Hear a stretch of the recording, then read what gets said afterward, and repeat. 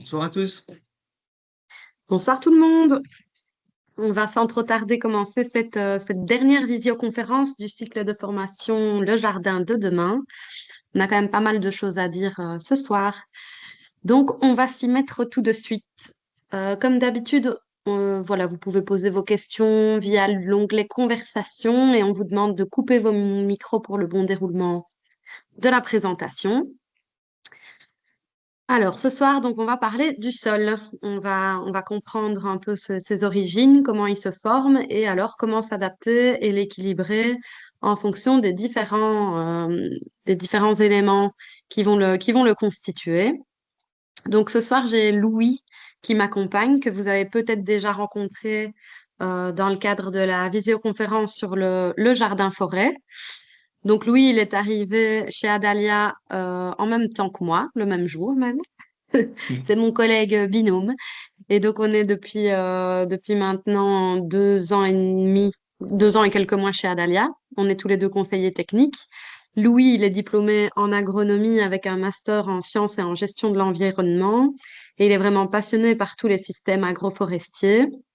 Et alors, moi, ben, je suis agronome de formation, également en orientation environnement. Et Louis s'occupe plutôt du cycle de formation pour les professionnels, alors que moi, je coordonne plutôt le cycle de formation pour les particuliers. Voilà nos missions chez Adalia. Alors, Adalia, qu'est-ce que c'est? Donc, comme d'habitude, petite présentation. Donc, c'est une association qui est active dans le secteur des espaces verts en région wallonne. On est majoritairement subventionné par le SPW, le service public wallon, pour promouvoir la conception et la gestion durable des espaces verts, aussi bien publics que privés, dont font partie les jardins, en y donnant plus de place à la nature. Et donc, on accompagne, on conseille, on sensibilise nos différents publics, aussi bien particuliers que professionnels, sur tout ce qui est alternative aux pesticides et gestion écologique de ces espaces naturels. Donc, on a 4 grandes campagnes. On a le printemps au naturel qui se déroule durant le printemps et qui reprend toutes des actions pour la nature partout en Wallonie. Donc, c'est un agenda en ligne qui se clôture par une jolie fête, mais c'est pas pour tout de suite. On a aussi le label Wallonie en fleurs qui valorise les communes qui souhaitent végétaliser de façon plus durable leurs espaces verts. On a aussi des kits d'élevage pour coccinelles, de coccinelles et papillons à destination des écoles pour sensibiliser les enfants à l'intérêt de ces insectes. Et alors, on a un label pour les jardineries qui souhaitent accompagner leurs clients vers des alternatives aux pesticides. Et donc, ça s'appelle le label Jardiner sans pesticides avec un site internet aussi. N'hésitez pas à aller le consulter. Alors, ce soir, on va commencer par une introduction que Louis va nous présenter sur le sol, sur le rôle des sols et sur les menaces qui pèsent sur nos sols. Et puis, je continuerai avec une introduction à la géologie et à la pédologie, un peu plus théorique, mais quand même intéressante dans le cadre de la compréhension de nos sols. On verra aussi la composition et la constitution de nos sols ici en Wallonie. Et puis, Louis nous expliquera comment améliorer son sol et nous présentera très rapidement un outil en fin de présentation. Donc, Loulou, je te laisse la parole pour commencer. Merci Julie pour cette introduction. Et du coup, on va commencer directement par un petit moment interactif qui est la première question. En un mot, à quoi pensez-vous quand on parle du sol? Vous pouvez écrire dans la conversation de la visioconférence et mettre un peu ce qui vous vient en tête. Et peut-être aussi, si vous avez des attentes vis-à-vis de ce soir, ne pas hésiter à les mettre. Sable versus argile, je vois, de Lucie et Noé. Oui. Ok. D'ailleurs, nous utilisions un mode de partage un peu différent cette fois-ci, donc n'hésitez pas à dire si vous avez des problèmes avec l'affichage des slides. Si vous voyez que on reste trop longtemps sur une slide, c'est peut-être qu'il y a un problème. Ou si vous voyez qu'il y a une mauvaise qualité, tenez au courant. On est toujours curieux d'avoir des retours et on essaie de s'améliorer afin de rendre ce petit ce déploiement à distance le plus interactif possible. On marche dessus. Ouais, effectivement, c'est le support, c'est un peu le support de tout. Et je vois qu'il y a effectivement, on a un petit aperçu de ce que c'est les sols. Effectivement, le sol, c'est quelque chose qui est extrêmement important aujourd'hui.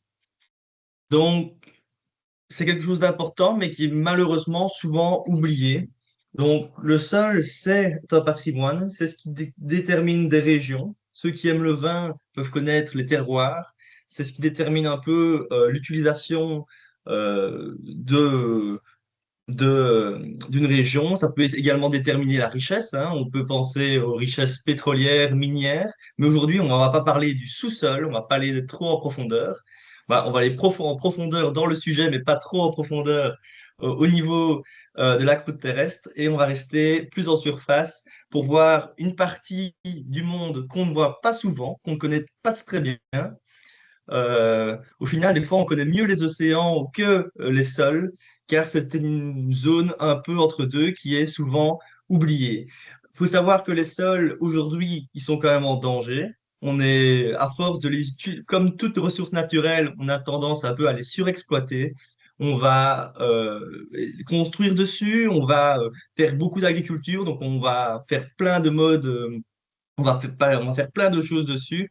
Et c'est également la base de notre alimentation, et donc on peut dire que c'est un rôle crucial.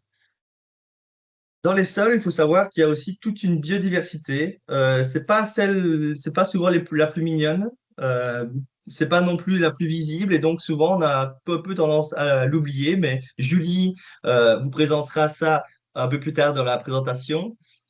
C'est également la base de toutes les chaînes alimentaires terrestres, et c'est ce dernier qui va permettre le recyclage permanent de la matière organique. C'est grâce à lui que dans les forêts, malgré le fait qu'il y ait plein de feuilles à l'automne, tout ça disparaît dès le printemps et l'été. Il y a un cycle constant de la matière organique, et donc il y a plein de services hyper importants que nous rendent nos sols.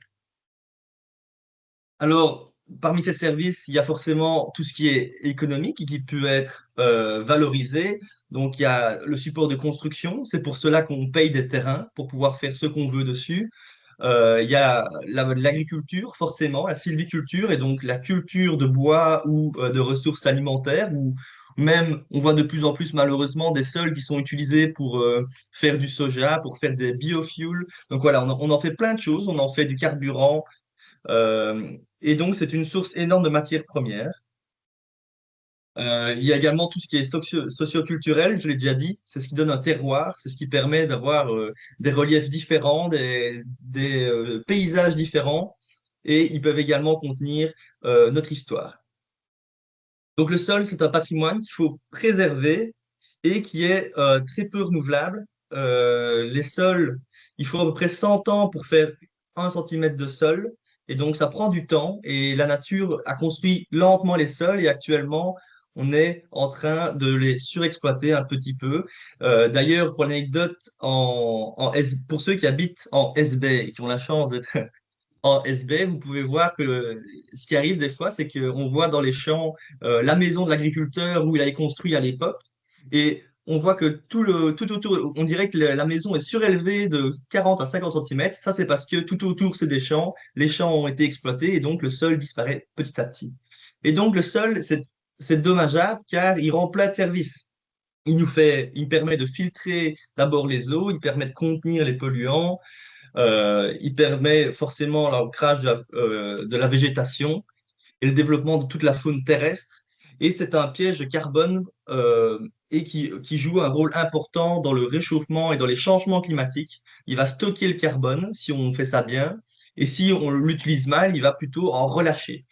Donc c'est un vrai enjeu également dans le cadre du changement climatique. Alors actuellement, parmi les menaces, je l'ai déjà dit, il y avait la surexploitation, et donc avec le labour, donc les sols, il y a l'érosion des sols. C'est ce que vous voyez maintenant, on est à la bonne période. Donc si vous allez en SB, typiquement, près des champs cultivés, bah, des fois, malheureusement, les sols sont à nu, il n'y a rien dessus. Et quand il pleut, bah, les sols s'évacuent sous forme de boue dans nos rivières. Donc ça, c'est la première, c'est ce qu'on appelle l'érosion des sols, et c'est une des principales menaces aujourd'hui. Donc on voit 24 milliards de tonnes par an qui sont emportées. Il y a également l'imperméabilisation. Chez Adalia, on essaie de lutter contre l'imperméabilisation dans les villes, par exemple, parce que quand on imperméabilise les sols, ben, on se coupe de tous les services qui nous rendent, infiltration des eaux et de relâchement d'eau dans les périodes un peu euh, dans les périodes sèches. Et donc voilà, il y a des réels enjeux et il y a des menaces. Il faut savoir qu'en Wallonie, on est un des territoires les plus artificialisés. Donc là, vous pouvez voir les courbes des surfaces de terrain artificialisées en Wallonie. Et on peut voir que ça grimpe de manière quand même constante. Et malgré le fait qu'on se soit engagé à un stop béton, donc un zéro artificialisation nette il me semble, 2030. Et donc, il y a un réel enjeu en Wallonie, vu qu'on a un territoire très dense. Il y a 4,3 hectares par jour qui sont artificialisés en région wallonne. Et donc, on perd de plus en plus ce patrimoine et on l'exploite de plus en plus. Et voici, bon, c'est pas très joyeux, mais voici que on peut voir dans ici c'est le graphique à l'échelle européenne, et on peut voir que la Belgique, vu qu'on a un territoire densément peuplé, et c'est encore plus fort en Flandre, ben, on est un des pays qui a le pourcentage du territoire le plus artificialisé en Europe. Donc là, on peut voir moyenne européenne en rouge, et on voit que la Belgique, ben, on est sous le podium avec les Pays-Bas et Malte qui, lui, est loin devant, mais bon, c'est une île. Hop, ben voilà, j'ai terminé la petite introduction et maintenant, vous voyez un peu les enjeux qui entourent le sol et je vais laisser Yumi vous l'introduire plus en détail. Louis, je pense qu'on va arrêter avec le PowerPoint Live parce qu'il y a deux personnes qui ne semblent pas voir les slides d'intro. Euh, Ok, ouais, il y a deux personnes, donc c'est peut-être des personnes qui n'ont pas téléchargé l'application Teams et du coup je sais pas, qui n'auraient pas accès, mais donc je vais continuer le partage. on va le faire à l'ancienne. en- On va le faire à l'ancienne, ouais.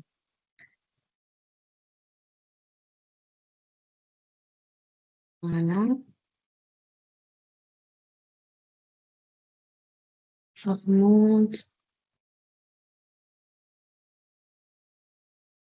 Attention, et ne les nous spoil pas, étions hein, ici. sinon. Non, je ne l'ai Alors, et donc je mets en mode comme ça. Ça Voilà, semble bon. dites-nous si c'est mieux. Comme ça, on Louis, teste un peu. je te laisse voir si dans les commentaires on y voit plus Oui, clair. ça va. Alors, donc Voilà.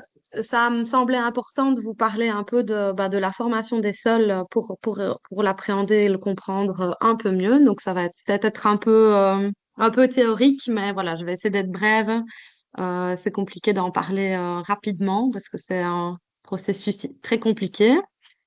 Et donc, il faut remonter très très loin, hein, évidemment, pour comprendre la création de nos sols. Il faut remonter à 4,5 milliards d'années. C'est l'époque, l'époque à laquelle on estime la naissance de la Terre. Et donc, initialement, cette Terre, c'était un nuage de gaz et de poussière, dont d'ailleurs on va retrouver les éléments dans nos sols aujourd'hui. Donc, ces éléments qu'on retrouve dans le nuage de poussière, ils sont présents dans nos sols. Et donc, c'est par un processus très compliqué que ces éléments vont au final se solidifier au niveau de l'extrémité, donc de la croûte terrestre. Et puis, voilà, les montagnes vont apparaître avec le mouvement des plaques tectoniques. L'eau va apparaître. On suppose que c'est des météorites de glace et des intenses activités volcaniques qui vont apporter l'eau sur la Terre via les vapeurs des volcans et donc l'eau amenée par les météorites. Et puis voilà, il va y avoir l'apparition de ce processus d'érosion et de sédimentation. Et donc, on va voir arriver les principales roches sur Terre. Donc, il y a trois principales roches sur Terre. Il y a les roches sédimentaires, dont on va plus parler, les roches magmatiques, donc qui viennent du magma des volcans, et les roches métamorphiques. Là, c'est vraiment c'est la transformation et le réassemblage des roches, des deux autres roches, des roches sédimentaires et magmatiques. Mais on va pas trop parler de celles-là. On va parler des roches sédimentaires parce que la majorité des roches en Wallonie sont d'origine sédimentaire. Et donc, c'est ces roches-là qui vont le plus nous intéresser. Et comment est-ce qu'elles vont se former, ces roches sédimentaires? Ben, en fait, avec les montagnes qui vont apparaître, elles vont être arasées. Il va y avoir des processus d'érosion et d'arasement de ces montagnes. Et les sédiments issus de cette érosion vont être charriés par les cours d'eau jusqu'aux océans. Et là, on va avoir ces particules qui vont se déposer pendant de très longues années sur le fond des milieux marins. Elles vont s'entasser les unes aux autres, ces couches, se mélanger aux êtres vivants marins aussi qui meurent et qui sont présents dans les océans. Et ça, elles vont s'entasser sur plusieurs kilomètres d'épaisseur. Et puis, la pression, l'élévation des températures, etc., vont consolider et indurer ces couches pour former les roches. Donc, les principales roches en Wallonie, je passe à la slide suivante. Voilà, on a trois grandes roches en Wallonie. On a les roches calcaires, donc toutes les trois d'origine sédimentaire, comme expliqué. On a les roches calcaires, donc là, c'est vraiment des squelettes d'animaux marins, comme expliqué, qui se sont déposés dans le fond des océans et qui se sont indurés. Et donc, les roches calcaires, ce sont des roches très friables et perméables. Elles ont tout un point commun, c'est qu'elles sont voilà, formées par l'accumulation de coquillages et d'algues. Euh, et donc, pour les reconnaître, il faut faire un petit test avec le vinaigre, en mettant une petite goutte de vinaigre sur ces pierres et elles vont se corroser. Il va y avoir un dégagement gazeux. Donc, c'est comme ça qu'on reconnaît les pierres calcaires. Et puis, il y a les grès. Donc, ça, c'est vraiment du sable consolidé, du sable qui va se retrouver à nouveau dans le fond des océans qui va être compacté. Et donc, c'est une roche sédimentaire de couleur brune-jaune et constituée de nombreux grains de sable agglomérés et cimentés. Donc, on sent vraiment que c'est quand même une roche qui râpe. Et d'ailleurs, c'est bien simple, le grès, c'est la seule roche qui va pouvoir rayer le verre. Donc, quand on a une pierre de grès en main et qu'on va frotter du verre, un bocal en verre ou quoi, le verre va rester marqué. Donc, c'est une roche qui griffe. Et puis la troisième roche, ce sont les schistes, comme on voit sur l'image du dessous. Les schistes, ce sont des roches très friables ce sont de l'argile en fait qui s'est durcie et qui va être de couleur noire à gris foncé sans vraiment de brillance, mais qui va être formée en fines plaquettes. Donc c'est vraiment très friable, c'est une roche assez fragile et elle ne réagit pas au test de l'acide, elle ne griffe pas. Donc voilà, par déduction et puis par reconnaissance quand même, on voit vraiment les lamelles, toutes les fines couches de plaquettes, elles sont très reconnaissables. Et donc, il y a rarement des roches pures, c'est souvent des combinaisons de roches, c'est des complexes, un processus très compliqué, mais on a très rarement des roches pures. Et puis vous vous dites peut-être, mais pourquoi est-ce qu'elle nous parle de ces roches dans les sols? Ben, en fait, comme expliqué, une fois que les océans vont se retirer, on va avoir cette roche-mère qui va se retrouver à l'air libre et on va avoir la procédure de formation des sols qui va pouvoir s'enclencher. Donc, on va partir de cette roche-mère qui est apparente, qui est affleurante et donc qui est nue, avec les mers qui se sont retirées sous l'influence de plusieurs facteurs comme les températures, la précipitation, le soleil, le vent, la roche, elle va commencer à se fragmenter, elle va s'éroder et en bloc. Et puis dans ces fissures, on va avoir l'eau qui va s'infiltrer. Et avec l'effet du gel, eh ben, elle va continuer à fragmenter, ça va exploser un petit peu et ça va continuer à fragmenter cette roche mère. Et puis sur ce petit substrat qui va apparaître, on va voir les premiers végétaux pionniers qui vont apparaître et en mourant vont apporter de la matière organique qui vont nourrir les premiers micro-organismes pionniers aussi et qui vont pouvoir s'installer et permettre de décomposer la matière organique. Et donc tout doucement, on va avoir une évolution lente qui va créer les différentes couches du sol qu'on appelle en jargon scientifique des horizons.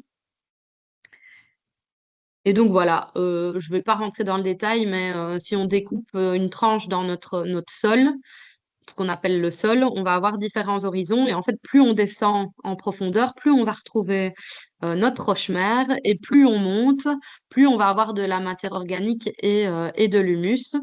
Et donc, parfois, on a la roche-mère qui apparaît à l'air libre. On parle alors, dans ces cas-là, d'affleurement rocheux, notamment dans le Condreux, ici où j'habite. On a quand même beaucoup de zones avec la roche affleurante. Mais il y a quand même souvent une couche mère, enfin, souvent la couche mère est quand même recouverte de terre d'épaisseur variable. Et donc, j'en profite pour vous poser cette petite question. Est-ce que vous savez quelle est la profondeur moyenne d'un sol en Europe? Louis, je te laisse regarder parce que je ne vois pas le chat. Oui, je regarde.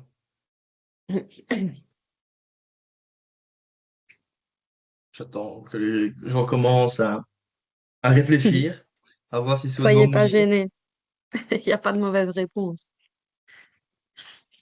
Dans les faits, il y en a une, mais il y en a qui sont meilleurs que Ouais, d'autres, on va dire. c'est ça. Ouais. Et je vois 3 mètres, 2 mètres. Donc voilà, qui dit mieux? Il y en a qui disent aucune idée, ouais, il y en a qui veulent pas prendre de risques. D'autres peut-être. Allez, 2 mètres, c'est déjà pas mal, hein, mais on va voir. Ça dépend aussi de où est-ce qu'on considère que le sol va. Est-ce est-ce qu'on compte la roche? Voilà, il n'y a plus trop de Et ben réponses. Je du pense que coup, ouais, du coup, en Europe, le sol, enfin la moyenne de la profondeur du sol est de 1,50 m. Donc voilà, vous n'étiez pas complètement à côté de la plaque. 1,50 m, c'est pas énorme par rapport à certaines autres régions, notamment les forêts tropicales, où là, le sol peut atteindre de 20 à 30 mètres. Donc voilà, en Europe, on a des sols qui sont pas de très grande profondeur par rapport à certains milieux. Et donc parfois, il n'y a pas du tout de sol, notamment, comme je l'expliquais, quand la roche est affleurante. Et donc voilà, pour résumer cette petite partie. Donc un sol, c'est vraiment une formation naturelle, souvent différenciée en couches, hein, comme qu'on appelle en couches distinctes, qu'on appelle horizon, et qui est constituée à la fois de matériaux, de constituants minéraux et organiques. Donc minéraux, c'est issu de la roche-mère, et organique, c'est plutôt la matière organique, du coup, les végétaux qui meurent. Et donc, il résulte de la transformation de la roche-mère sous l'influence de divers facteurs, dont notamment le climat, le relief, le temps, les êtres vivants, la matière organique. Tout ça, ça va avoir une influence sur la fragmentation de la roche-mère et sur le type de sol qu'on va retrouver.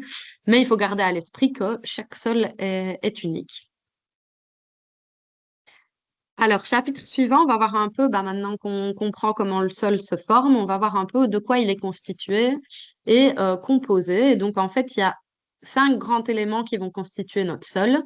Il y a la matière minérale, la matière organique, l'air, l'eau et les organismes vivants. Donc, le premier élément, la matière minérale, ça fait partie de ce dont on vient de discuter.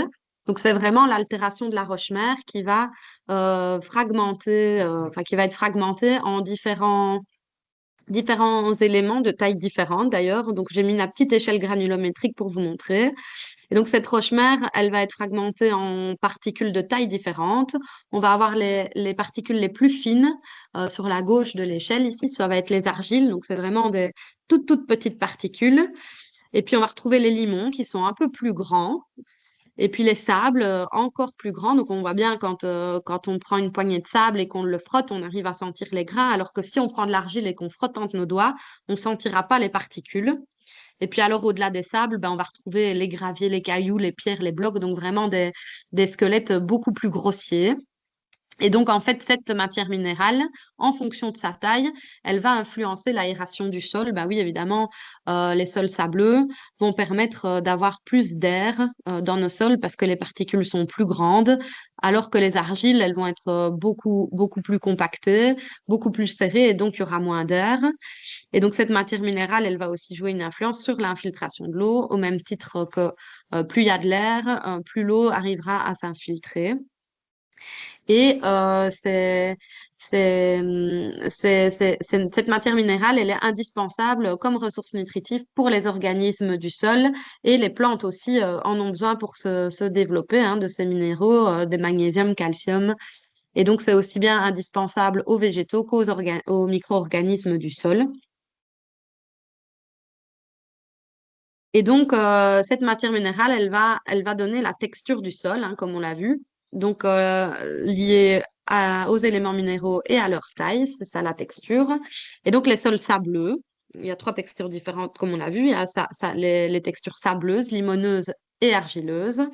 Les sols sableux, ben, comme on l'a vu, c'est des grosses particules et donc ça va être un sol qui va être relativement facile à travailler, qui va se réchauffer assez rapidement. On le constate en été quand on se promène sur la mer.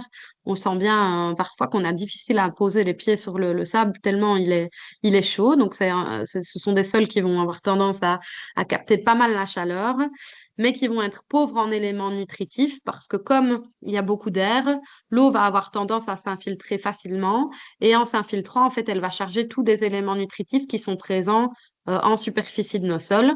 Donc, ça reste des sols pauvres en éléments nutritifs et qui vont s'assécher du coup extrêmement vite. Et donc, c'est souvent des sols peu fertiles à tendance acide.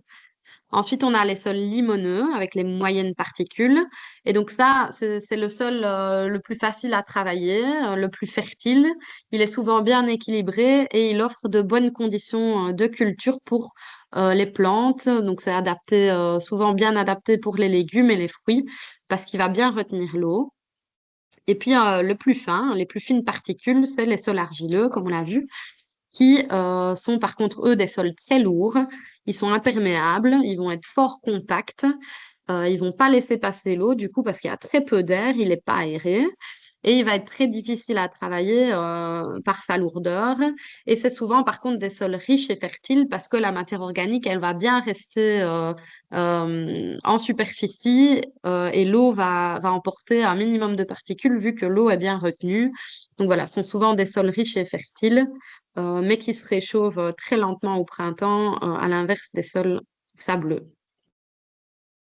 Et donc, un sol peut évidemment être constitué de plusieurs textures. Il y a des sols argileux purs, mais il peut y avoir, en fonction du pourcentage de chaque élément dans un échantillon, on peut avoir des sols limono-argileux, des limons argilo-sableux. Au final, on retrouve un peu de tout, mais voilà, avec des prédominances souvent. Et donc, voilà, il peut y avoir tout un palmarès différent de types de sols. Et donc, si vous voulez avoir une idée un petit peu du type de sol qu'on retrouve chez vous, il y a un super outil qui s'appelle Wallon Map, qui a été mis en place par la région Wallonne, avec toute une série de cartographies. Où on peut apprendre plein de choses sur nos terrains et les alentours.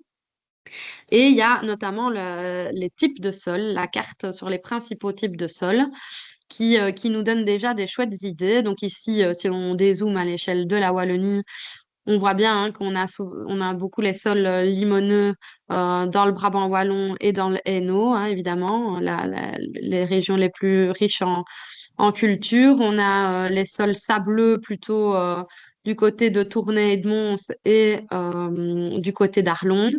Les petits sols tourbeux, il y en a pas beaucoup, bah, c'est dans les fagnes hein, ici qu'on voit. Donc voilà, ça donne déjà pas mal d'idées sur les différents sols qu'on retrouve dans nos régions. Et si vous voulez aller plus loin, donc là, on m'avait demandé la dernière fois qu'on a fait cette présentation d'aller un peu plus loin. Mais donc en gros, voilà, quand vous allez sur Wallon, vous tapez Wallon Map sur votre moteur de recherche, vous allez arriver sur la plateforme euh, qui ressemble un petit peu à ceci. Vous allez pouvoir taper dans le petit onglet localiser votre adresse, par exemple. Une fois que vous avez tapé votre adresse, il va vous zoomer sur votre terrain. Et alors, vous mettez ajouter des données. Et là, vous pouvez sélectionner dans la... Vous allez avoir toutes les cartes qui vont apparaître. Vous sélectionnez nature et environnement, sol et sous-sol. Et alors, vous cochez la carte sur les principaux types de sols. Et donc, vous allez voir apparaître toutes ces couleurs. Et en fait, après, il vous suffit, une fois que vous avez enfin, que la carte est apparue, de cliquer sur Info. Et puis, vous cliquez une fois sur Info et puis une fois clic gauche sur votre terrain. Et alors, il y a une petite bulle information qui va apparaître sur la droite. Et on voit ici, par exemple, moi, dans ma région, ce sont des sols, j'arrive pas bien à lire, des sols limoneux à drainage naturel modéré ou imparfait. Et donc voilà, c'est assez facile, ça donne déjà des chouettes idées. Et vous pouvez faire pareil avec d'autres cartes, dont notamment la carte géologique de Wallonie. Donc ici, j'ai fait le même travail, j'ai sélectionné ma maison et on voit que ici, ce sont des roches sédimentaires qui constituent la roche-mère chez moi et des agglomérats de grès et de schiste. Et donc voilà, il y a toutes des définitions un peu plus scientifiques mais que vous pouvez avoir pour en prendre un peu plus sur votre roche-mère et sur votre type de sol chez vous. Donc voilà, petite parenthèse fermée. Donc on a vu la premier constituant, c'est la matière minérale. Ensuite, on a la matière organique. Donc la matière organique, en fait, à chaque fois qu'un être vivant va mourir, aussi bien un animal qu'un végétal, les déchets et les sécrétions qu'ils ont produits vont apporter au sol de la matière organique qualifiée de fraîche, donc qu'on appelle litière. Et cette litière organique va, en fonction de l'activité des micro-organismes, va être plus ou moins décomposée en humus. Et donc l'humus, c'est la terre noire qu'on retrouve souvent en superficie du sol et qui est hyper intéressante pour les cultures. On estime d'ailleurs que dans un jardin, on a maximum 5% d'humus 8% par exemple pour les prairies un peu naturelles et jusqu'à 100% de matière organique pour tout ce qui est tourbe, enfin toutes les tourbières en fait. Là, c'est vraiment 100% de matière organique. Et donc, cette matière organique, elle va libérer des minéraux et des vitamines et apporter du coup des éléments nutritifs à tous les végétaux et les micro-organismes. Donc, cette petite image est déjà apparue en début de présentation, mais donc on voit vraiment la matière organique morte.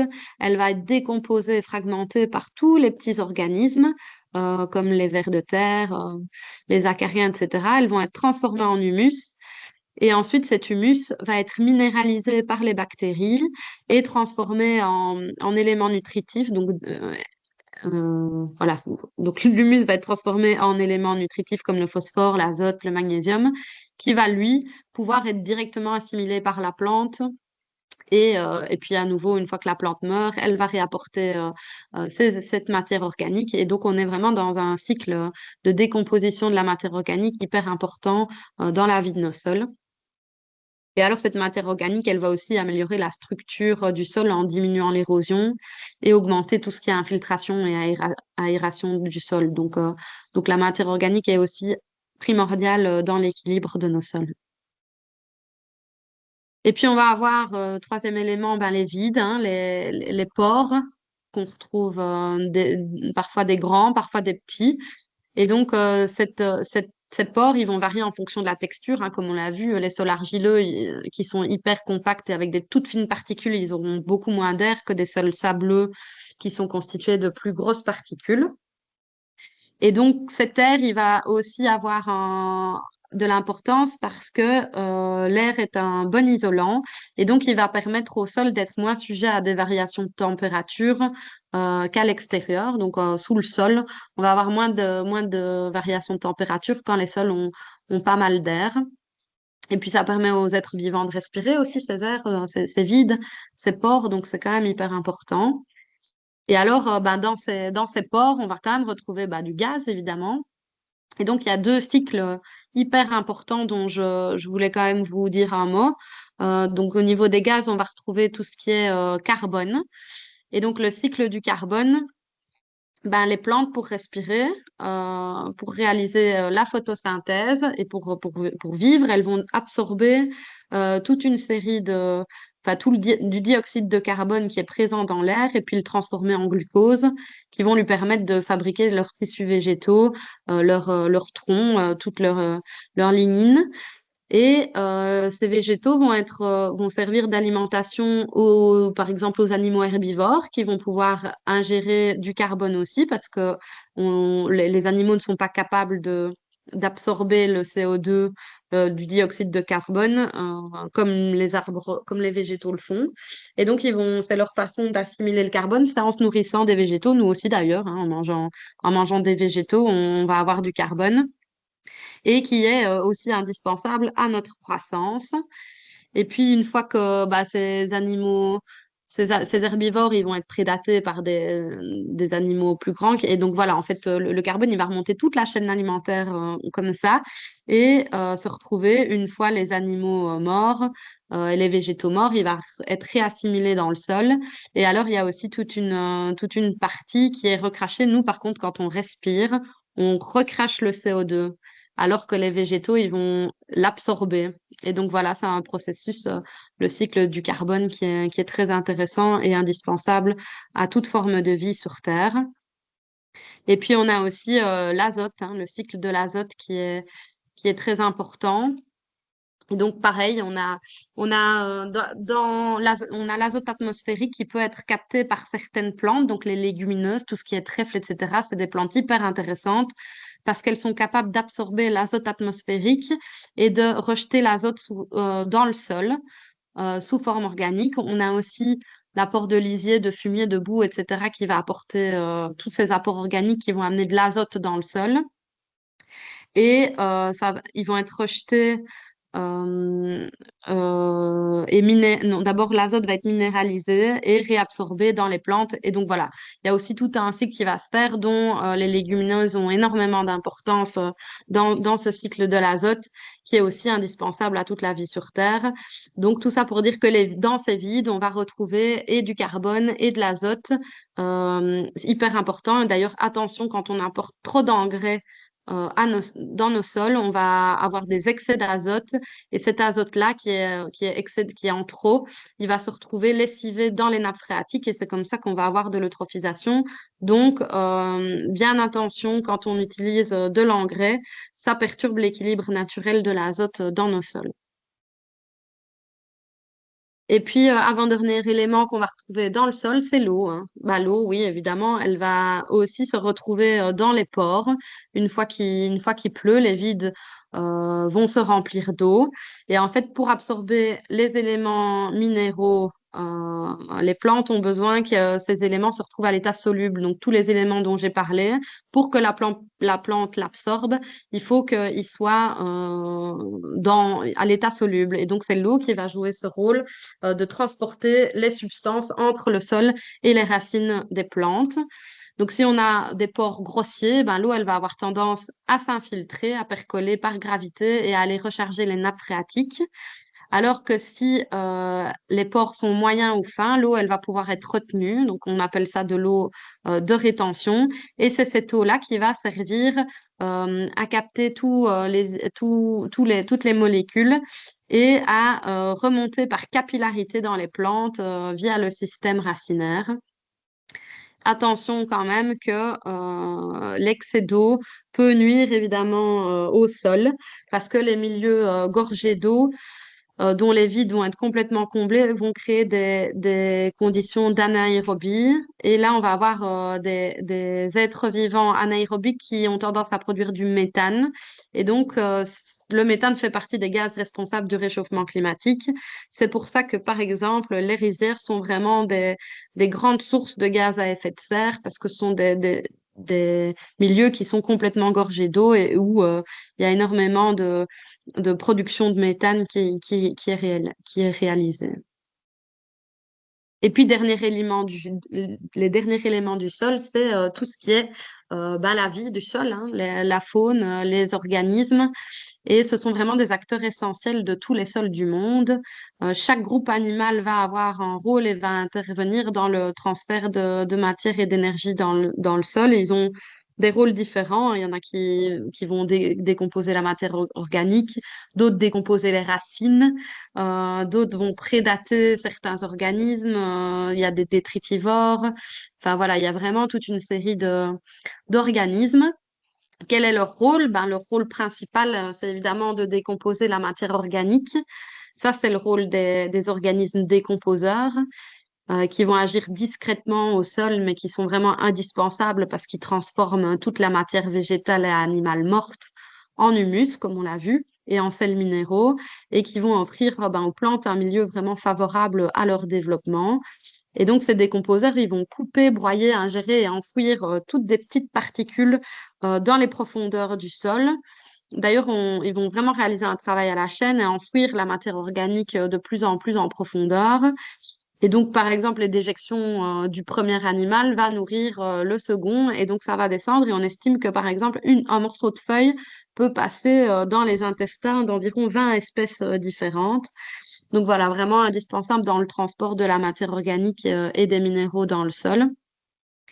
Ils sont aussi, bah oui, une source de nutriments assimilables pour la plante. Donc, comme j'ai dit, ils vont produire euh, des nutriments pour les plantes. Ils vont aussi augmenter la porosité. Donc, en, en créant des galeries, les vers de terre, par exemple, les fourmis, les taupes, ils vont creuser des galeries et de différentes tailles.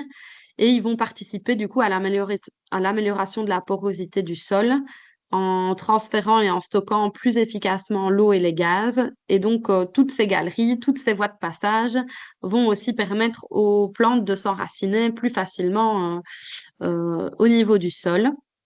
Et donc, on estime que les bénéfices économiques mondiaux dus à la biodiversité des sols, donc tous les organismes, ils s'élèvent à 1 464 000 euros, millions d'euros, pardon. Enfin voilà, c'est énorme. Et 70% des antibiotiques présents sur le marché sont issus des bactéries du sol. Donc voilà, tous ces organismes, ils ont vraiment énormément d'importance dans nos sols. Pour en citer quelques-uns, donc au niveau de la mégafaune, c'est tous les organismes, toute la faune qui est supérieure à 10 millimètres. On va retrouver les taupes qui aèrent et qui drainent le sol. Elles jouent aussi un rôle de fertilisation. Attention qu'elles font pas de dégâts sur les végétaux, donc c'est vraiment son régime est purement insectivore. Elles prédatent certains ravageurs d'ailleurs, les larves de certains ravageurs. Et donc, il n'y a pas de pullulation possible chez les ravageurs et c'est tout chez les taupes. Et il y a tout à fait moyen de récupérer les mottes aussi pour les plantations parce que c'est vraiment de la très bonne terre qui se retrouve sur les monticules. À l'inverse des campagnols qui, eux, vont s'attaquer aux plantes fourragères et aux céréales et qui peuvent vraiment proliférer très, très rapidement, mais qui vivent néanmoins dans le sol et qui jouent aussi un rôle en termes de création de galeries et d'aération des sols. Et puis, les limaces, je l'ai mis parce que on l'ignore souvent, mais elles décomposent aussi la matière organique morte.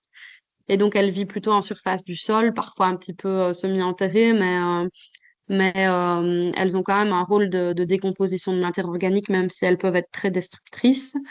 Et puis, il y a les vers de terre, évidemment, qui sont eux des acteurs complètement incontournables de la fertilité des sols. Et donc, pour accroître leur population et pas les décimer, on conseille souvent d'éviter les bêches et plutôt de favoriser des outils à dents qui sont un peu moins, enfin, qui ne risquent pas de les hacher quand on travaille le sol. Et par contre, eux n'aiment pas du tout le cuivre. Donc, si vous utilisez de la bouillie bordelaise pour lutter contre le mildiou, sachez quand même que c'est assez nocif pour eux. Et puis voilà, il y a d'autres insectes comme la courtilière qui se nourrit de larves, de vers, de racines, d'herbes et qui crée aussi des galeries. Et puis, on va avoir la macrofaune, donc on le situe entre 1 et 10 millimètres. Et donc, il y a beaucoup de petits vers de terre, il y a de nombreux insectes, de nombreuses larves d'insectes aussi, parce qu'il y a beaucoup d'insectes volants à l'état adulte qui passent leur stade larvaire dans le sol. dont beaucoup de coléoptères, de mouches et de sauterelles. Et donc, ils fragmentent aussi tous les déchets organiques et végétaux. Et ils peuvent se nourrir de cadavres et d'excréments. Et ils peuvent aussi prédater certains autres invertébrés. Donc, on a ici la larve de la cétoine dorée, qui est un petit scarabée vert émeraude, qui est hyper intéressant dans les composts. Et donc, voilà, la larve est bien à préserver dans nos sols.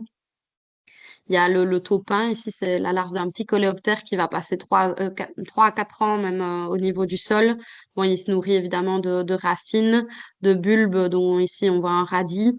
Donc, c'est pas toujours désiré au potager, mais voilà, il crée quand même aussi des conditions de sol assez favorables. On a les mille-pattes ici qu'on voit, il y a des mille-pattes décomposeurs. Les cloportes, qui sont les seuls crustacés terrestres et qui ont tendance à fuir la lumière et le soleil parce ils se dessèchent facilement et eux, on va les retrouver sous les pierres et ils fragmentent aussi les déchets de feuilles, les bois morts. Donc, ils font partie de nos décomposeurs. Et puis les fourmis, hein, avec leur grand nid et toute leur série de galeries, elles ont tendance à bien brasser le sol aussi et à permettre d'aérer d'avoir une bonne infiltration de l'eau. Et puis alors, il y a tout ce qui est mésofaune, donc de 0,1 à 1 millimètre. Donc là, on a tous les acariens décomposeurs qui se nourrissent de débris minuscules qui viennent des déjections des autres animaux, en fait, qu'on retrouve dans le sol. Il y a tout ce qui est nématode. Donc ça, c'est aussi la famille enfin, ce sont des vers qui ne sont pas segmentés et qui vont transporter des bactéries et des champignons sur leur corps et, euh, et dans leurs intestins pour propager toute la biodiversité dans le sol. Donc c'est vraiment aussi des chouettes éléments au niveau du sol. Et certains mangent d'ailleurs des micro-organismes ou prédatent des autres nématodes. Et puis on a les petites colamboles ici. Voilà, il y a énormément d'espèces de colamboles de tailles, de couleurs différentes qui se nourrissent de micro-organismes et de déjection des autres aussi. Et puis les micro-organismes, donc tout ce qui est bactéries, champignons, algues, les parties souterraines des plantes vont participer aussi à l'évolution des sols en particulier de sa fraction organique. Donc j'ai parlé pas mal de fois de minéralisation de la matière organique. Donc c'est le fait de rendre les éléments de la matière organique assimilables pour la plante. Eh ben, ce sont typiquement le rôle de ces micro-organismes de minéraliser cette matière organique. Donc, c'est vraiment la dernière étape de la fragmentation de la matière organique pour rendre ces éléments nutritifs accessibles aux plantes, parce que sous forme organique, malheureusement, elles ne parviennent pas à les capter. Et puis alors, voilà, les champignons, il y a aussi des mycorhizes mais ça, Louis va en dire 2, 3 mots après. Et donc, il y a aussi des bactéries qu'on va retrouver dans le tube digestif de certains organismes qui vont participer à la digestion des minéraux. Et il y a certaines bactéries qui peuvent aussi fixer l'azote et retenir l'eau. Enfin, voilà, il y a vraiment plein de... ils sont très complexes, mais tellement indispensables.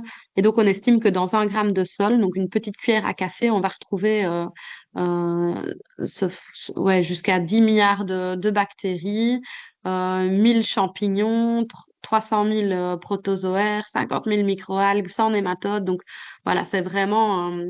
au final, on se rend compte que la vie du sol, elle est tellement méconnue et si on prend une poignée, on va retrouver une quantité monstrueuse de micro-organismes vivants qui sont malheureusement souvent méconnus et pourtant indispensables à toute forme de vie en fait sur Terre, quoi. Voilà, je m'arrête là. Euh, J'espère que je vous ai pas perdu. C'était assez théorique, mais voilà, je trouvais ça important d'en parler. Louis, je vais te laisser la place et la parole. Comment est-ce que j'arrête le partage? Voilà.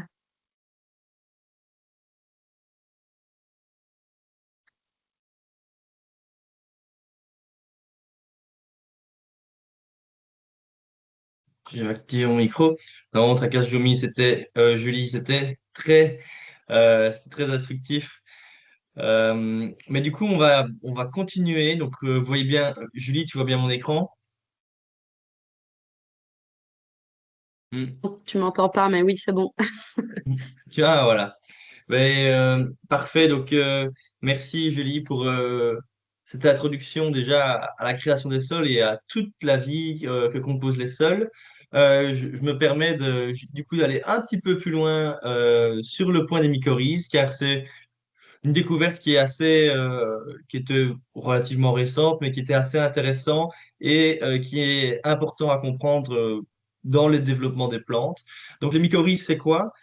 C'est une forme de symbiose dans la nature. Donc, c'est des champignons. Donc, on appelle ça des champignons mycorhiziens. Parmi ces champignons, il y a pas mal de champignons qu'on aime consommer, hein. On peut penser au bolet. Tous les champignons qu'on va pouvoir retrouver en forêt, la plupart, c'est des champignons mycorhiziens. Il y aura les champignons, dans le sol, il y a aussi des champignons qui vont dégrader la matière organique. Ça, c'est ce qu'on peut retrouver sur du bois mort ou autre, des champignons décomposeurs. Mais il y a également ceux qui sont en symbiose avec les arbres et les plantes. Ce sont donc ces champignons qui, avec leur mycorhize, vont permettre d'avoir une symbiose avec les racines des plantes. Donc, qu'est-ce qui va se passer? Ben, les champignons, eux, ils vont permettre aux racines d'avoir un diamètre encore plus fin et et de couvrir une surface encore plus importante. Donc, grâce aux champignons, les racines, elles vont pouvoir atteindre et capter des minéraux qu'elles auraient eu du mal à obtenir s'ils n'étaient pas là. Et donc, ça va permettre à l'arbre de pouvoir plus facilement avoir accès à des nutriments. Et en échange, le champignon ne fait pas ça uniquement par charité. En échange de ça, il y a l'arbre qui lui rend des sucres, donc des nutriments pour qu'il se développe. Et donc cette synergie-là, c'est du gagnant-gagnant et elle est la base de beaucoup de plantes. Donc il y a 90% des plantes dans le monde qui sont mycorhizées. Donc là, vous voyez différentes plantes. Et pour l'anecdote, euh, pour vous dire la puissance des mycorhizes, à l'époque, on avait voulu introduire les pins en Afrique, donc planter les sapins, donc les résineux, les pins en Afrique. Alors on avait essayé, on avait semé des graines en Afrique, et peu importe ce qu'on faisait, ça ne prenait pas. Et un jour, au lieu de prendre une graine, on a planté un jeune plant de pin avec une motte de terre. Et dans la terre de ce jeune plant de pin, là, il y avait des mycorhizes. Et donc là, d'un coup, les pins en Afrique ont super bien poussé. Donc parce que ils ont super bien poussé, ils sont même devenus invasifs. Donc ils se propageaient de manière un peu incontrôlée actuellement. Et donc ça, tout ça pour... Et alors que sans leurs mycorhizes, ils n'y arrivaient pas. Et donc c'est pour dire l'importance d'une plante d'avoir ces mycorhizes. Donc c'est vraiment une synergie assez importante et qui est assez exemplaire dans la nature. Et donc je souhaitais un peu le développer. Donc là, vous voyez quelques images, pour ceux qui sont curieux. Donc c'est vraiment des petits filaments qui vont permettre d'explorer et de couvrir une bien plus grande surface de sol que si elle n'était pas là. Voilà. Ça permet de conclure ce passage sur la vie du sol pour terminer une belle petite illustration avec toute la biodiversité qu'on peut retrouver dans des sols, en tout cas une grande partie. Et donc ça, si vous souhaitez, vous pourrez revenir dans le support de formation et un peu regarder cette illustration. Mais on voit qu'il y a vraiment une énorme biodiversité qui vit dans nos sols, un peu cachée, et une faune qui est souvent méconnue et peut-être des fois mal appréciée. Maintenant, on va rentrer dans, on va dire, quelque chose qui peut vous intéresser, c'est comment améliorer son sol, en tout cas comment plutôt s'adapter à son sol. Là, je vous invite, n'hésitez pas dans le chat euh, mettre, à mettre des questions. Si vous avez des questions déjà sur votre sol ou autre, n'hésitez pas à les partager. À dire si vous avez des questions, mais on va rentrer dans le sujet. Donc déjà, qu'est-ce que c'est un sol idéal? Déjà, est-ce qu'il y a vraiment un sol idéal?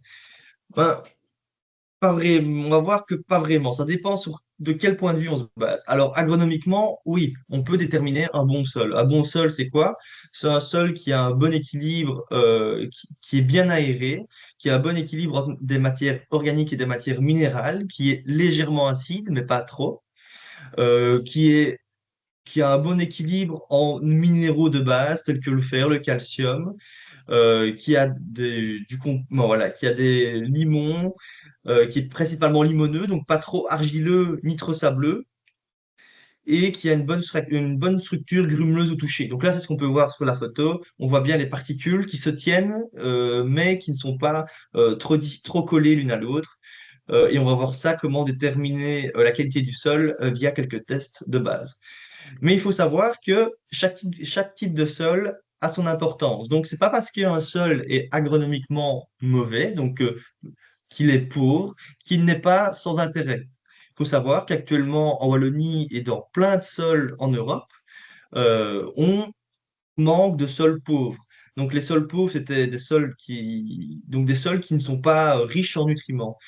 Parce que le problème, c'est qu'actuellement, avec depuis les innovations en agriculture et l'utilisation à grande échelle d'engrais, on a tendance à avoir des excédents d'azote dans le milieu naturel. Et donc, de plus en plus, il devient rare de trouver des milieux pauvres.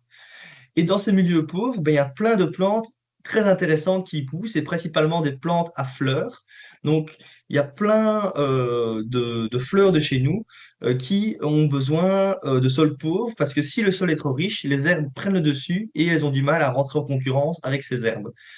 C'est d'ailleurs pour ça que si vous souhaitez mettre en place par exemple des prairies fleuries, donc semer des fleurs, vous allez voir qu'il est beaucoup plus facile des fois de semer une prairie fleurie sur presque du béton ou un sol très mauvais que de le faire dans un sol très riche. Donc l'erreur typique, c'est de vouloir fertiliser des fleurs. Ben, certaines plantes à fleurs, on va voir que ce n'est pas toujours l'idéal. Mais il faut également savoir qu'il y a des plantes qui sont des sols pollués, donc pauvres et pollués, qui peuvent également avoir un intérêt. Il se développe une flore dite calaminaire qui aime les sols pollués et qui arrive justement à résister. Donc voilà, les sols pollués et pauvres, ce n'est pas sans intérêt. Il peut y vraiment, ça permet d'accueillir une flore et une faune différentes. Donc déjà, ne pas trop vite juger un sol. Euh, un point important, c'est également les carences. Un petit point là-dessus, je ne vais pas aller trop loin dans le traitement des maladies, mais souvent, quand on voit une plante qui dépérit ou qui jaunit, on a souvent tendance à penser qu'il y a une maladie, qu'il y a un ravageur, alors que la plupart du temps, cette dernière peut être causée par une carence. Alors là, l'erreur typique qu'on peut faire, c'est de vouloir pulvériser. Avant même de se poser la question, des fois c'est ce qui arrive, on pulvérise, on utilise un produit, on voit que ça n'a pas d'effet, et en fait on se rend compte, avec un peu de recul, qu'on avait une carence en un élément fertilisant. Et donc là, éviter les pulvérisations et bien penser à ça si vous avez des plantes qui dépérissent. Là, vous avez à l'image un petit guide visuel des différents types de carences. Il n'y a pas forcément besoin de traiter, mais peut-être de faire un apport en nutriments, en sachant que de manière générale, un sol classique contient naturellement certains nutriments. Et il faut savoir que des fois, il peut y avoir les nutriments, mais ces derniers ne vont pas être assimilables par la plante parce qu'il y a un déséquilibre dans le sol. Donc voilà, c'est compliqué. Et ça, on va voir plus tard, faire des analyses pour connaître votre sol. Alors en parlant des tests, justement, on va partir du plus basique vers les plus complexes. Donc, la meilleure manière de connaître son sol, c'est déjà d'aller dans son jardin, de prendre une bêche ou une pelle et de creuser. Ça, c'est la première étape.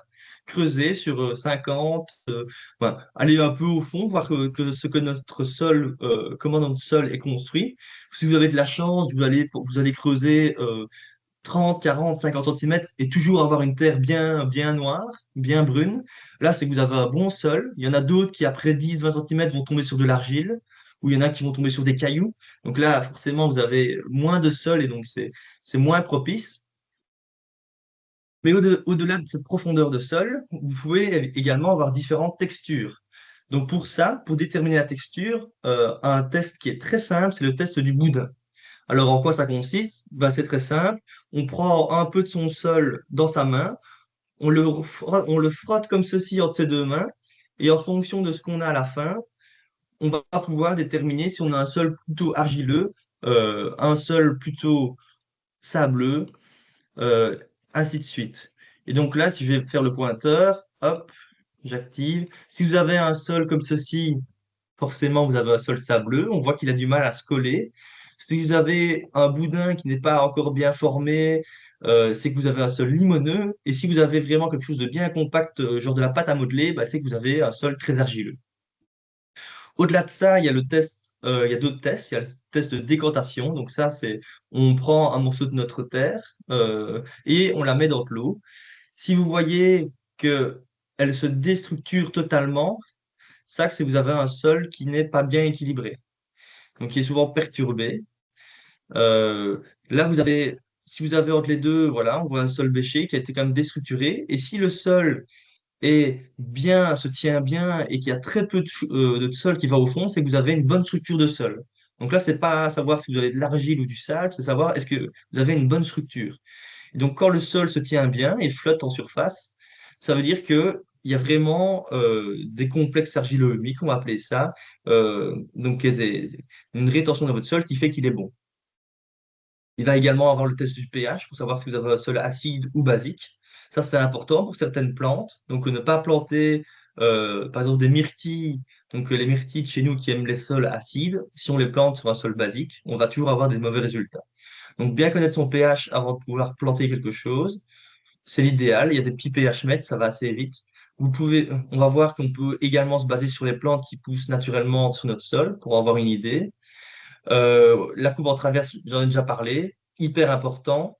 Et si vous voulez aller plus loin, il peut être intéressant de faire un échantillon de sol et d'aller en laboratoire. Donc ça, typiquement, si vous habitez dans une zone fort urbanisée, à proximité d'une ville, et vous avez peut-être un doute, vous voulez faire par exemple le potager, il peut être bon des fois de faire un test de sol afin de savoir si vous avez, pas déjà savoir un peu ce que vous avez dans votre sol en nutriments, mais également surtout vérifier si vous n'avez pas de métaux lourds.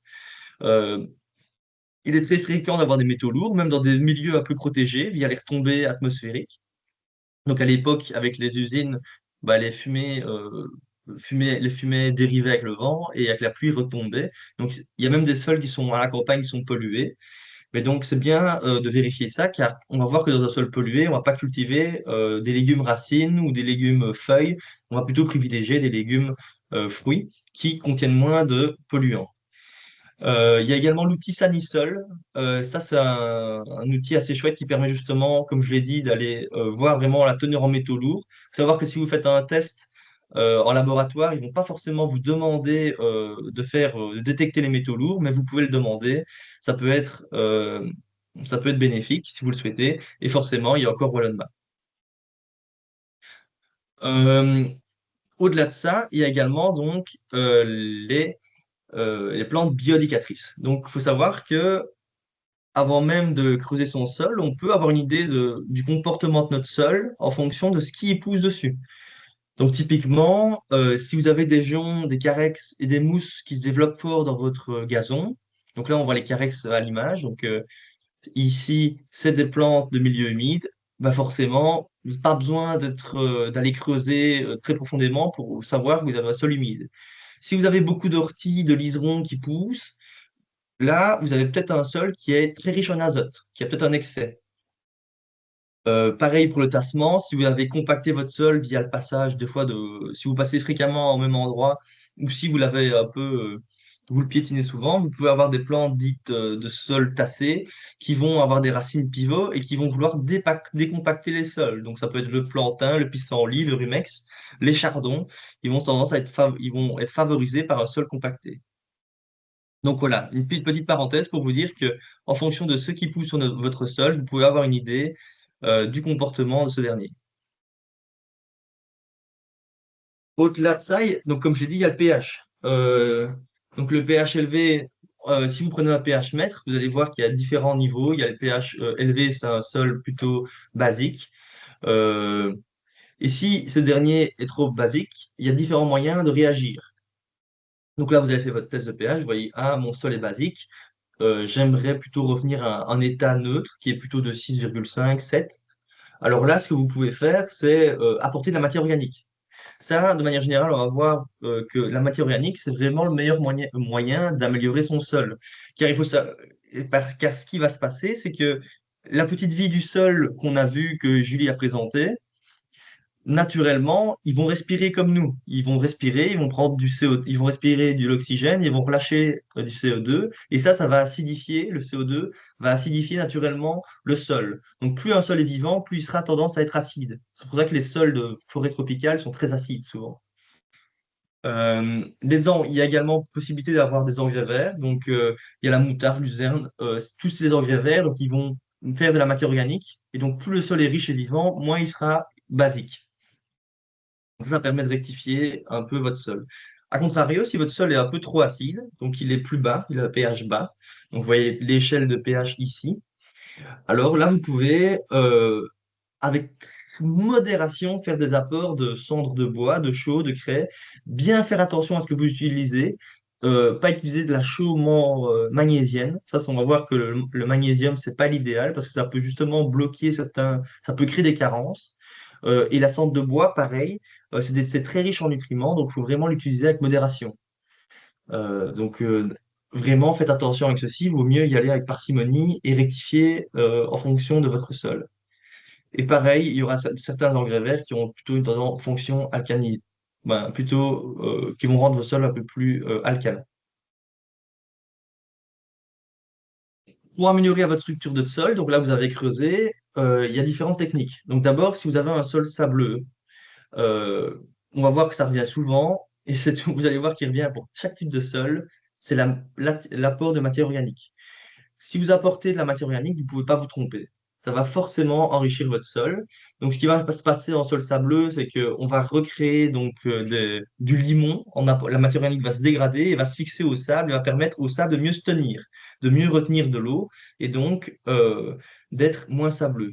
A contrario, pour les sols limoneux, l'apport de matière organique sera toujours bon parce que ça permet de garder d'apporter certains nutriments. Les engrais verts, pareil. Et surtout, mais bon, le sol limoneux, souvent, c'est un sol propice à la culture, naturellement. Pour les sols argileux, il y a moyen de faire des apports de matière organique, mais en plus petite quantité, car souvent, la vie du sol est un peu moins active, et donc on aura plus de mal à la dégrader. Mais voilà, de manière générale, il faut toujours en apporter. Vous pouvez en apporter beaucoup. Vous ne pouvez jamais vous tromper en apportant des matières organiques dans un sol. Attention, je dis dans le sol, mais c'est pas dans le sol. On en apporte toujours, on va le voir après, mais si possible, toujours mettre la matière organique sur le sol, car dans la nature, les matières organiques ne sont jamais incorporées au sol, ou alors très rarement, elles arrivent toujours en surface et sont incorporées petit à petit par la vie du sol.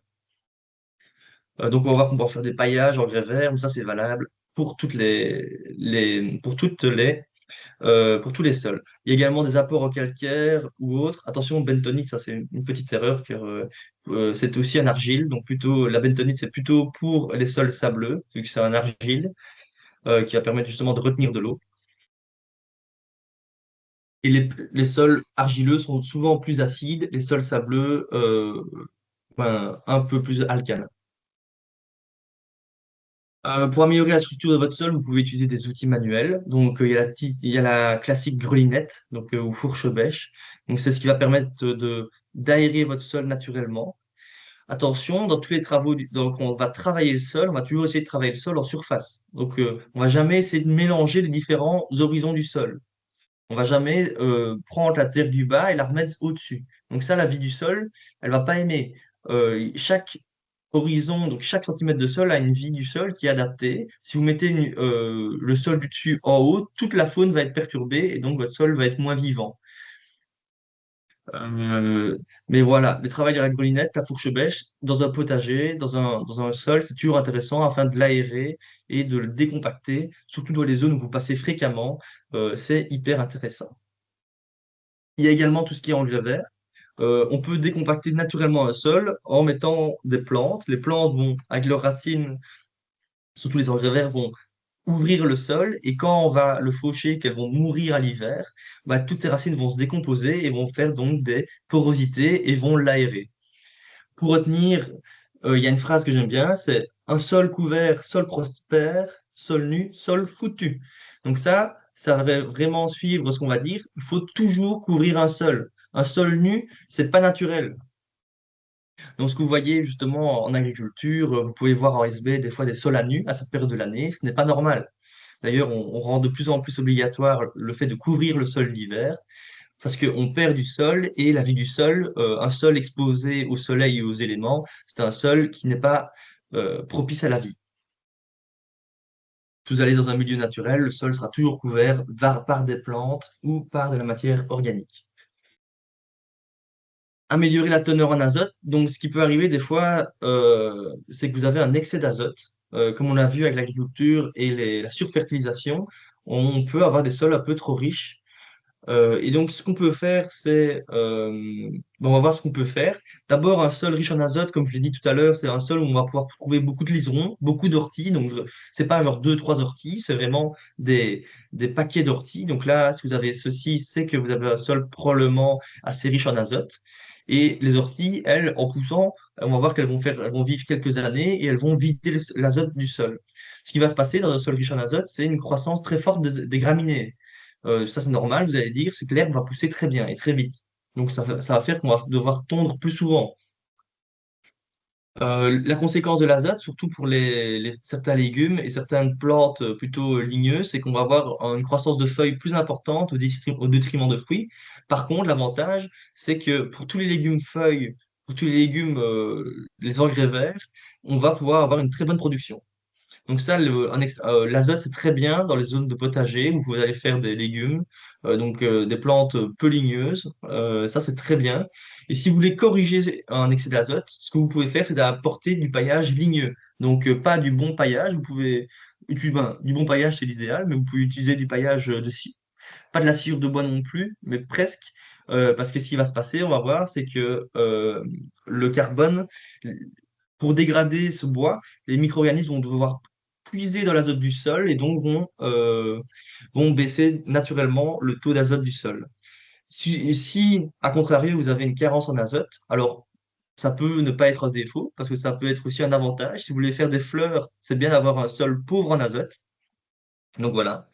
Ce sera souvent un sol sableux. Les sols sableux ont tendance à lessiver l'azote, donc il a tendance à partir du sol.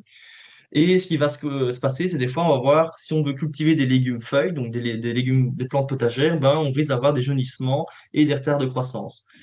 Pour le corriger, on peut refaire des apports d'engrais verts, encore une fois, couvrir le sol avec de la matière organique, du compost bien équilibré ou des tontes de gazon. Tout ce qui est bien des feuilles et tout ce qui est bien vert et qui va se dégrader très vite, c'est des matières riches en azote et on va le voir plus loin. Ce qu'il faut retenir, le but, c'est d'avoir, pour avoir un sol sain, il faut avoir un sol vivant. Donc, vous voyez sur l'illustration, un sol vivant est un sol content. C'est un peu con comme phrase, mais c'est important, c'est la vérité. Mais pour avoir un sol vivant, il faut fournir le gîte et le couvert à la vie des sols. Qu'est-ce que ça veut dire quoi, fournir le gîte et le couvert? Ben, c'est nourrir votre sol avec de la matière organique. Ce qu'on va faire quand on va apporter du paillage, qu'on va mettre de la matière organique en surface, on va faire plein de petites cachettes pour une vie du sol très riche. Et donc, si on va avoir un sol vivant, il faut absolument le nourrir. Donc, si possible, le couvrir en permanence. Donc, cela peut se faire avec de la végétation ou via un paillage organique de préférence, hein. On va toujours pailler avec des éléments organiques qui vont se décomposer et qui, par de leur décomposition, vont nourrir le sol et donc la microfaune. On va essayer d'éviter tout ce qui est travail trop profond. Donc, pour favoriser la vie du sol, on va essayer de limiter, comme je l'ai déjà dit, de mélanger le sol du fond avec le sol en surface. On va essayer de vraiment travailler, on va essayer de privilégier le travail en surface avec des outils fins qui vont permettre justement d'aérer la première couche de sol. On va, on peut faire des apports de compost. On peut également éviter tout ce qui est engrais chimiques et pesticides. Ça va de soi. Et si possible, on peut voilà, couvrir le sol, faire des rotations de culture et éviter de bâcher le sol sur une longue durée. Donc, comment on peut le faire concrètement? Bah déjà, on va pouvoir utiliser tous les déchets organiques de la maison et du jardin. Donc tout ce qui est mulching, tonte, on peut les réutiliser afin de nourrir son sol. On peut faire un compost, donc tout ce qui est déchets de taille de haies. Les tailles de haies, on voit trop souvent des personnes qui s'embêtent à prendre leur voiture, à les mettre dans des sacs et à les exporter. Si vous avez un peu d'espace dans votre jardin, vous en faites un tas et vous allez le laisser décomposer. Ça va permettre de faire du bon compost, bien équilibré. Et en plus, ça va permettre d'accueillir plein d'espèces. Euh, je- on a vu d'animaux de chez nous adorent vivre dans ces tas de branches mortes. Par exemple, le hérisson, qui est menacé chez nous, il adore vivre dedans. Et donc, vous allez favoriser la biodiversité. Il y a également tout ce qui est déchets de cuisine, ça va de soi. Pourquoi pas les composter? Les feuilles mortes également. Si vous avez des arbres, vous pouvez les accumuler et les composter. Ça fait un super terreau naturel. Donc, vous faites des économies, vous perdez moins de temps et vous faites des économies. Et si vous n'avez pas assez de déchets sur votre propriété ou dans votre jardin, vous pouvez faire des achats de paille. Il y a moyen d'acheter des ballots de paille si vous voulez vraiment beaucoup de pailler une énorme quantité. Ou vous pouvez acheter du bois raméal fragmenté. Vous pouvez aller, il y a des sociétés d'élagage qui peuvent vous vendre du bois, des fragments de branches. Et ça, c'est l'idéal pour les haies, pour les arbres. On en met au pied et également dans vos parterres. Comment bien nourrir son sol? Bah, l'idéal, c'est de respecter le ratio carbone sur azote. Qu'est-ce que ça veut dire? Ça a l'air un peu barbare, mais ce qu'il faut retenir, c'est que si vous voulez nourrir un arbre ligneux, ou si vous voulez planter un arbre fruitier, donc des plantes qui vont faire du bois, bah, idéalement, on va les nourrir avec des matières plutôt boisées. Donc, ça peut être de la paille bien carbonée, ça peut être ça peut être des feuilles, ça peut être même des branches, comme je l'ai dit, du bois raméal. Ça, ils vont bien aimer. À contrario, dans le potager, on va essayer de faire pousser des plantes plutôt feuilles. Alors, dans ce cas-là, on va plutôt privilégier des matières riches en azote, donc de l'herbe fraîche, des déchets de cuisine.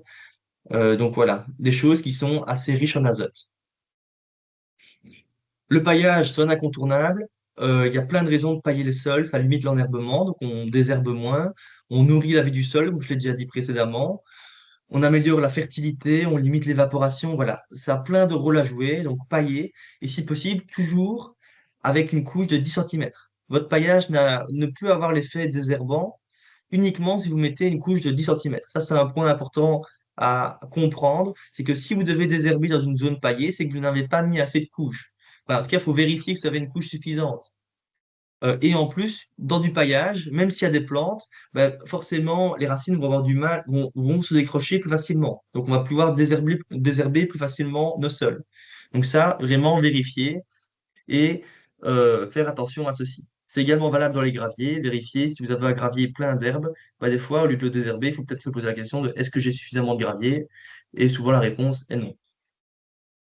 Attention aux limaces en période humide. Dans un potager, des fois, quand il fait humide, on peut enlever le paillage de nos légumes parce que c'est justement dans ce paillage que les limaces peuvent se cacher.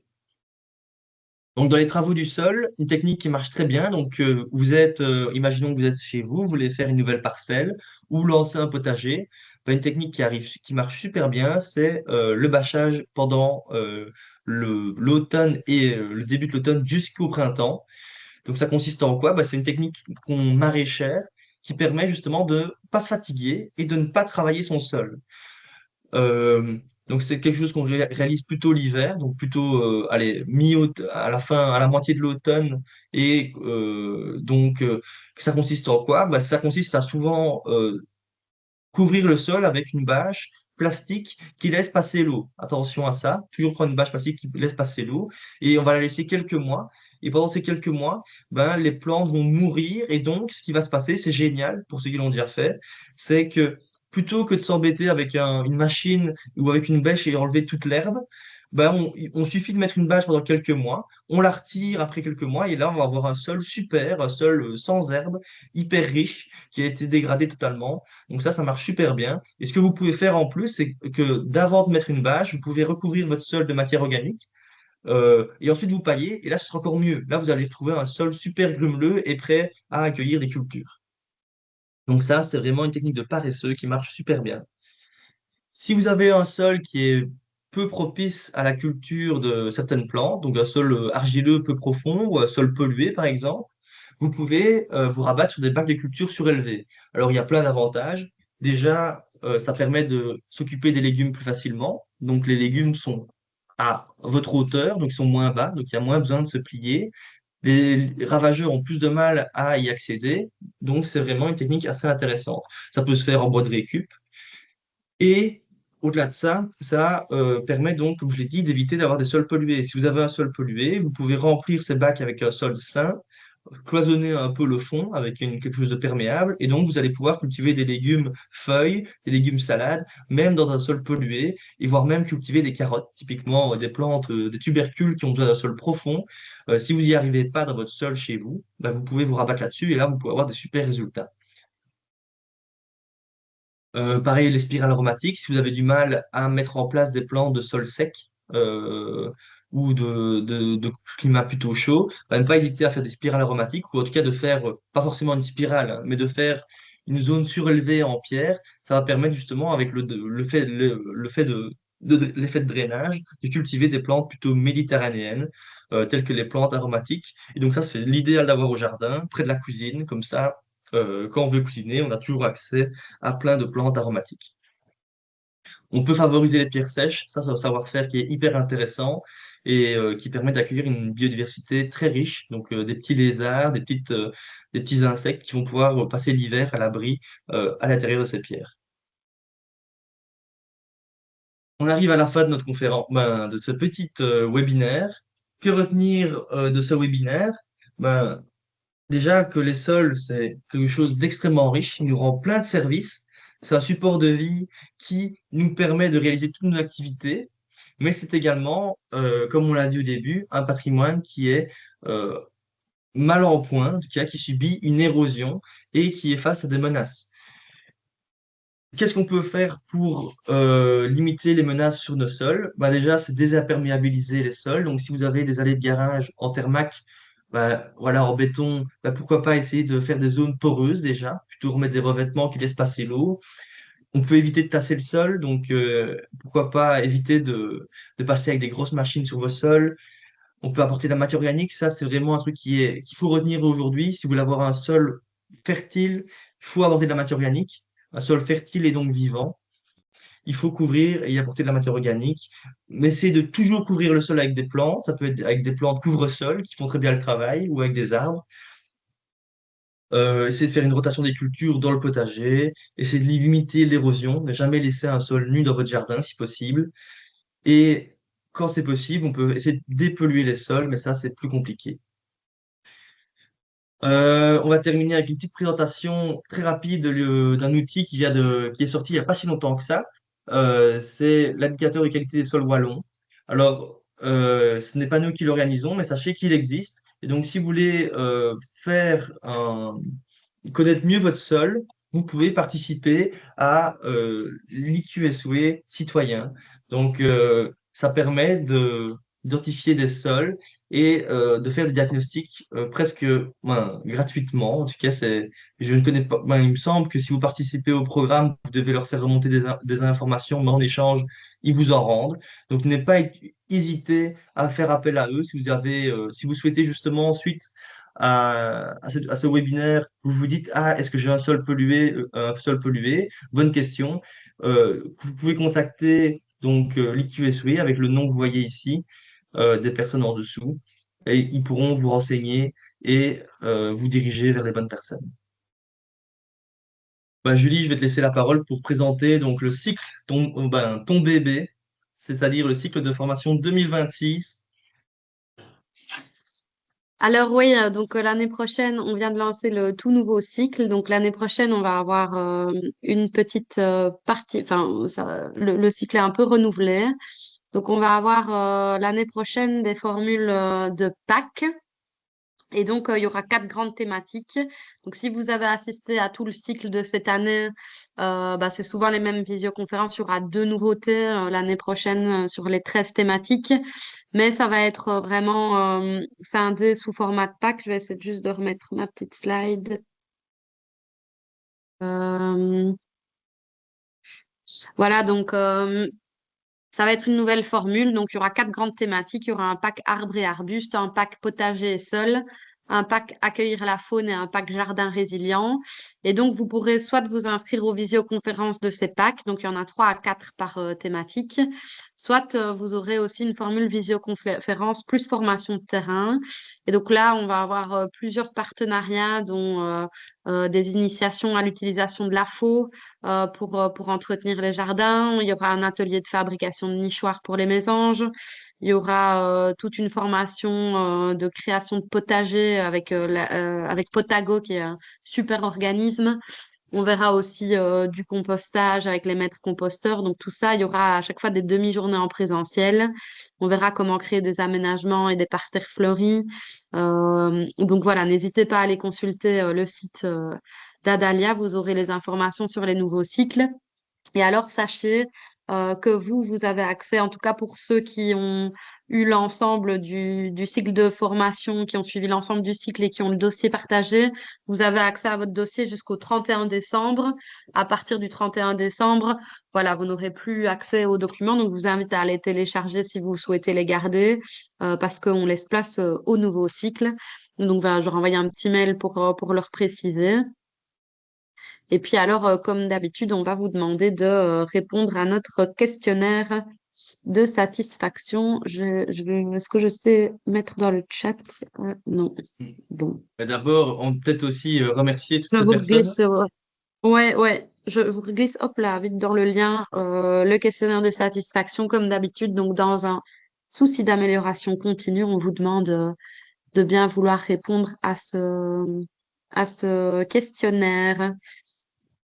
Et donc voilà, bah merci à tous hein, pour votre participation à cette visio et à toutes les autres aussi pour les plus fidèles. J'espère que vous avez appris plein de choses tout au long de l'année pour pouvoir concevoir votre jardin de demain. On est ravis en tout cas d'avoir partagé tous ces moments avec vous et on reste bien évidemment disponible pour vous. Si vous avez des questions, voilà, on reste tout à fait disposé par mail et vous pouvez m'adresser directement votre mail et je redirigerai à qui de droit en fonction de nos spécificités et nos thématiques en interne. On n'est pas spécialiste sur toutes les thématiques, mais voilà, on a des personnes plus calées que d'autres sur des sujets différents. Voilà. Euh, Ben, merci oui, à tu avais vous. peut-être un Et truc à rajouter. J'ai quand même des questions. ah, tu as des questions? Je n'avais pas vu, tiens. Ouais, j'ai reçu une question par mail. C'est Thomas qui n'arrive pas à envoyer, malheureusement, qui n'arrive pas à accéder au chat. Et donc, il a eu l'intelligence de m'envoyer un petit mail que j'ai pu consulter. Donc, il pose une question et il demande, y a-t-il un intérêt de couvrir son potager avec des cartons en hiver? Il dit qu'il a couvert pardon, avec du fumier de biquette du voisin son potager et puis avec des couches de feuilles ramassées au jardin et il se demandait si c'était pertinent de recouvrir de carton en plus. C'est très pertinent, mais Ouais, alors moi je trouve aussi. idéalement, plutôt mettre le carton en Ouais, dessous. je Parce me que le disais la carton, même chose. il risque de s'envoler. Ça, c'est le problème. Voilà. Il y a une question avec le fumier de cheval. Oui, il est très utile et l'avantage du fumier de cheval, c'est que il est assez équilibré. Donc là, on a vu le terme barbare de équilibre carbone-azote. Le fumier de cheval, contrairement au fumier de vache, il est moins bien décomposé, mais du coup, il est un peu plus riche et il est bien équilibré. Donc oui, c'est un très bon fumier, le fumier de cheval. Et donc ça, vous pouvez l'utiliser sans modération, quand même, pas en mettre plusieurs, pas en mettre un mètre un mètre une couche d'un mètre sur votre potager, mais voilà, vous pouvez vraiment y aller, c'est un très bon engrais. Et donc là, typiquement, on a l'hiver, n'hésitez pas voilà, à couvrir vos sols pour qu'ils soient frais et prêts à démarrer, on va dire, le couvrir pour qu'il soit totalement désherbé au printemps et que vous puissiez planter vos plantes potagères dès la fin des premières gelées. Euh, Il faut le laisser reposer avant l'usage. Oui, idéalement pour tous les fumiers, vaut mieux. L'idéal, c'est avant de l'appliquer, on peut essayer de le faire reposer, de le faire décomposer en amont. C'est l'idéal, effectivement. Après, on peut l'appliquer directement. Voilà, l'idéal, c'est de le décomposer et de le laisser un peu reposer. Mais si vous l'appliquez directement, ma foi, ce ne sera pas encore dramatique. C'est à vous de voir comment vous souhaitez l'utiliser et si vous avez moyen de le stocker quelque part. C'est aussi un peu une limite. Un atelier Atelier de de fabrication de fabrication de toilettes toilettes sèches. sèches. Ça, c'est pas très sexy, mais ça pourrait être une idée, ouais. Ça, j'attends de Bah ouais. voir. Mais d'ailleurs, on Voilà. vous invite Là, c'est des formations webinaires, mais n'hésitez pas à nous rejoindre aussi de temps en temps sur le terrain. Alors, c'est compliqué de vous tous vous toucher, vu que vous êtes répartis partout sur la région wallonne. Euh, mais voilà, n'hésitez pas à essayer de nous rejoindre et comme ça, vous pouvez direct. C'est toujours plus concret d'être sur le terrain et en plus, vous pouvez poser vos questions plus facilement. Peut-on développer la faune des champignons d'un sol? Donc, le nombre de, ch- donc, si on peut développer le nombre de champignons dans un sol, de manière générale, si c'est ça la question, il faut juste nourrir son sol. Il y a pas, de toute façon, il n'y a pas d'intérêt direct à développer la présence de champignons dans son sol.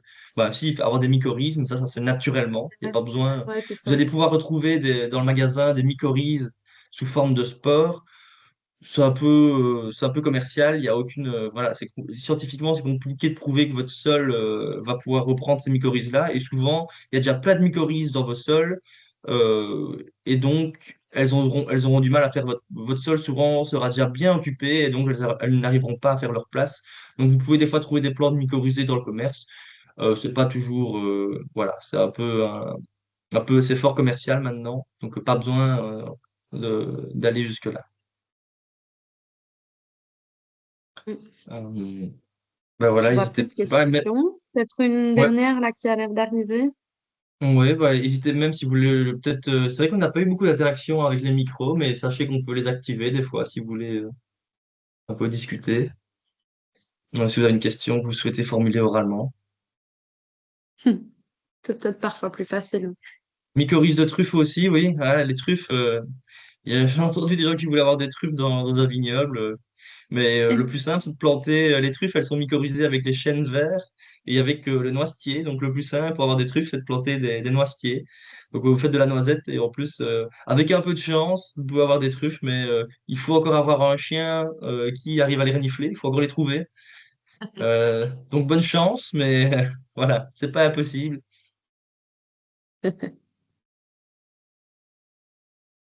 Ou un cochon, oui, le problème, ouais, le cochon, le problème, c'est qu'il faut pas qu'il la mange. Euh, Ouais. Faut taper sur le groin avant. ouais, ouais, voilà. Ok. Bon, bah, je pense qu'on va pouvoir clôturer cette dernière visioconférence du coup. Et bah, je vous souhaite déjà à toutes et à tous de bonnes fêtes de fin d'année. On est un peu tôt, mais bon, on se recroisera plus dans le cadre de ce cycle en tout cas. Donc voilà, passez de bonnes fêtes de fin d'année. Et on Et, espère vous euh, revoir en et- 2026 avec des nouvelles ah oui, formations. oui. Merci à tous. Et ouais, n'hésitez pas à regarder quand même le nouveau cycle. On ne sait jamais si vous n'avez pas assisté à certaines thématiques. Voilà, ça change un petit peu. Et merci, merci à vous. Ça fait plaisir à lire tous vos remerciements. C'était très, très intéressant aussi d'interagir avec vous et de vous former comme on peut à notre échelle. Bah oui, mais sachez que Julie a mis tout son cœur et tout son temps pour consacrer déjà ce cycle 2025 et encore plus pour le cycle 2026. Donc voilà, profitez-en. Allez, au plaisir. Bonne soirée tout le Allez, monde. Merci Louis. bonne soirée, merci Julie. Salut.